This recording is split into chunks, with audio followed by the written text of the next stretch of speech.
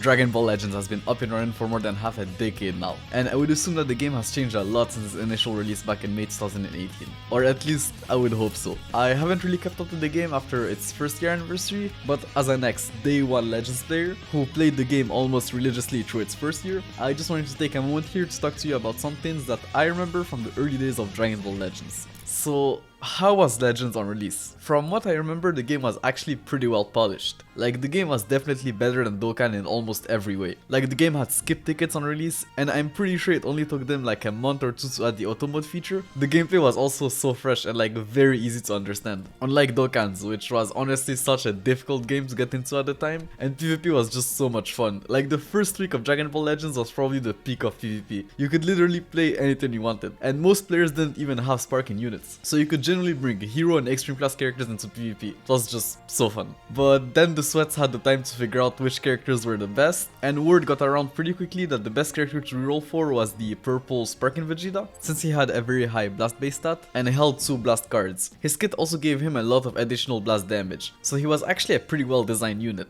As for the other Sparkins, Piccolo was by far the best tank in the game. The guy had ridiculous defensive stats and healing on his main ability. He also held a strike and a blast card, meaning you could put him on any team really without hurting your arts too much. Then you had Pan, who was a super type unit that could draw a special art card on her main ability, as well as reducing the enemy's key recovery and card draw speed. So from what I remember, she was pretty good. Paikuhan was pretty annoying from what I can remember. He had a main ability that upped the cost of the enemy's strike and blast cards. I remember really disliking that ability, and honestly he was just an overall pretty well designed unit, since he was like a strike unit who held 2 strike cards, while also getting additional strike damage against units who had the Frieza's Force tag. And the quote-unquote best unit in the game had that tag, and was purple, so Paikuan was actually his biggest counter. Personally, I rerolled for Strength % Goku, since he was like the only Super Saiyan character on release. Like, even though his design was kind of weird, like he held strike cards but was a blast character, and gained additional blast damage after the death of like an allied Krillin. So to get the most out of this guy, you had to run him with a Krillin card, but I'm pretty sure on release, the game just had the hero Krillin, who honestly wasn't that great, even by heroes card standards. And Goku was also the first unit to have like a special blue card, which was pretty cool to use, and actually another of the reasons why I rerolled for him. But I also remember quickly realizing that rerolling for Goku wasn't the smartest choice, since he was the first Sparking you got for free getting to level 20. Now, coming back to PvP, I also remember that on release, most of the times you were fighting bots, because the game just didn't have enough players at the time, and some of these bots had like level 500 characters, while you could only level your own characters to 300, which was already like a very hard thing to do at the time. Like, most players didn't have their characters fully leveled on release. I also remember soul boosting taking forever. Like, back then you had to select each node individually, just like in Dokkan when they first introduced the hidden potential system. Another thing I remember from back then is that dupes weren't really that important, since this was before the 14-star rework, so characters were capped at 7 stars, and the way it was designed is that each star took more dupes than the previous one to reach. So the most impactful dupe was actually the first one, and the other ones didn't really matter that much. Like, you had to be a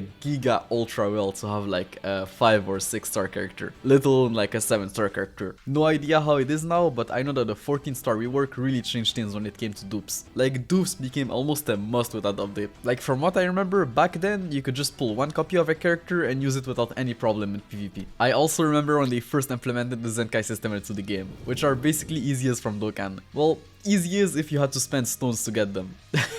Like, the first version of the Zenkai system was one of the most pay-to-win shit I've ever seen in a gacha game. Like, those Zenkai units were by far the best units in the game, and it wasn't even close. Like, Zenkai 7 units had so much more stats than every other units in the game that you could just run PvP in auto mode and still destroy literally everyone that didn't have like a Zenkai 7 character. At least that's how broken I remember those Zenkai 7 units being. But all of that obviously came at a cost. You had to summon for like the Zenkai currency, I guess the Zenkai Z powers. Like, just imagine if Dokkan released the easiest system and you had to summon for the medals. It just sounds like so stupid, but not Satoshi, because to fully Zenkai 7 a character, you needed about 20,000 Chrono Crystals, which was roughly about $300 USD at the time, and in Dokkan's currency that would be about 1,000 stones. So just think about it. Think of like the best EZA Dokkan ever had. Would you spend 1,000 Dragon Stones or $300 to easy the character? Unless you're like stupidly rich, the answer is probably no. Like, this is just insanity. Like, I don't remember how well Dragon Ball Legends was doing financially at the time, but that's the type of things that you pull when you think your game is dying and just want to squeeze as much money as you can from whales before it dies out, because otherwise there's just no way. Well, I guess you could get the first Zenkai level for free. Well, free. That's a big word. You had to level up the friendship of that character to level 10. Something that, if I remember it correctly, took about 1,000 runs to do. 1,000 runs to get the first level of Zenkai. 1,000 runs. Like, the 30 stages of easy as in Dokkan are already pretty annoying. So you can imagine that 1,000 battles wasn't a fun thing to do. Even with auto mode, that's just like, bro, like, nah. And that wasn't even the worst part. Like, because I remember those Zenkai units needed special Zenkai souls to soul boost them and get their additional Zenkai stats. And you could only get those souls from adventures, and I think from co-op.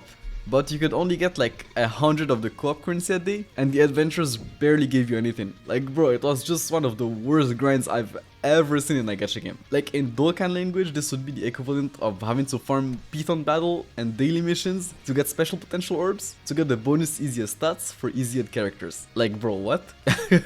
In Dokkan, you just need to level the character to get those stats, but in Legends, you had to grind for those stats. Like, not only do you have to grind to Zenkai the character, you don't have to grind to get these Zenkai additional stats. Okay, sure, those first Zenkai units were stronger than any easy Dokkan ever had, which only makes sense with how expensive they were. Honestly, this whole Zenkai system just felt like a big middle finger to the player base. Thank God Toshi left Dokkan. But now that I think about it, Toshi was still the producer of Dokkan when they first released the easiest system. So I don't know what happened with Dragon Ball Legends. Like, the easiest system was, and honestly still is, one of the best things to ever happen to Dokkan. Like, I don't know how the Zenkai system is right now in Dragon Ball Legends, but I'm pretty sure it's not as good as Dokkan's easiest system. But this unfortunately wasn't the only bad grind the game had. I remember the first Legends Road grind being terrible.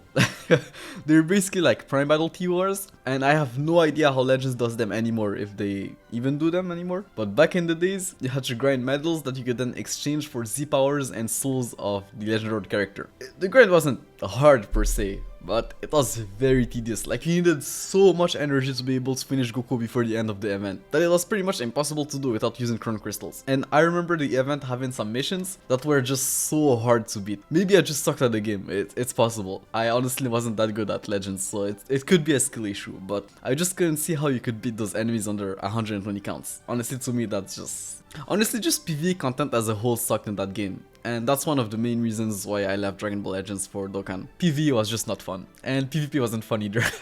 Well, the meta was alright I think during the first year anniversary, but I pulled Super Vegito, so maybe that's why PvP felt decent to me. No idea how it was if you didn't have Super Vegito. I also remember that one of the most anticipated cards since day one was Ultra Instinct Goku, since we were all wondering how they were going to implement him in game. Like, what kind of mechanic was he going to have? Like, in Dokkan it was pretty simple, since we had the dodge mechanic, but Legend only had like the vanish system, and there was just no way they were going to give UI Goku unlimited vanish or something like that. Well, to be fair, with Toshi we never knew, but like, honestly this would have been just too ridiculous even by Toshi's standards. Like, calm down bro, infinite vanish. I also remember the first Legend limited sparking unit being absolute garbage. Like, just imagine if the first Dokkan Fest TOR was one of the worst TORs in the game, and that he sucked so much that he also had to be the first easy.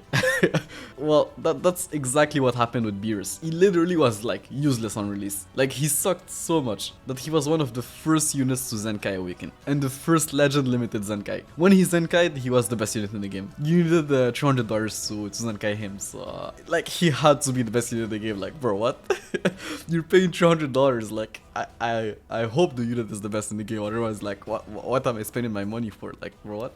Funnily enough, I remember taking a short break from Dragon Ball Legends since I just found Dokkan more fun, and then just like after that short break, came back to Legends, hopped into PvP, and faced one of the first versions of the Regen team with like purple Janemba, and honestly just not understanding why I did no damage to the enemy. Like, bro, that team was just so tanky. Like, no idea how that whole team worked, like the whole mechanic behind it, no idea. But PvP matches against Regen just took forever, and it just wasn't a fun experience. But it wasn't nearly as bad as like the Holy Trinity. Holy, That's something I've lived through, and yeah, that was crazy, bro. That's like the first team that actually truly terrorized PvP. And look, I'm no legend expert, but from my understanding, that team was broken because of like Bruce percent Bardock. He was like by far the best support type unit in the game. He gave like crit chance as well as crit damage to Super Saiyan characters, which combined with Strength Super Gogeta's already high damage, made it so that he could pretty much nuke anything in the game. And Purple Broly was, as far as I remember, the best unit in the game at the time. Like literally that guy was just ridiculous.